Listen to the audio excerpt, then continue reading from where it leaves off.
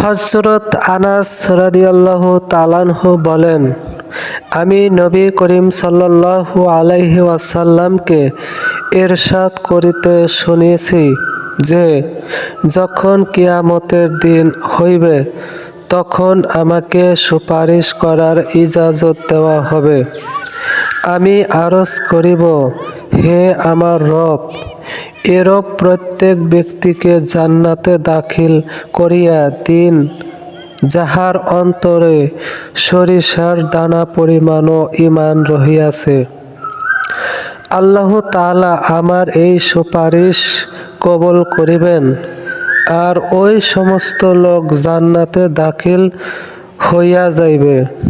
পুনরায় আমি আরজ করিব, এরূপ প্রত্যেক ব্যক্তিকে জান্নাতে দাখিল করিয়া দিন যাহার অন্তরে সামান্য পরিমাণও ঈমান রহিয়াছে। বুখারী।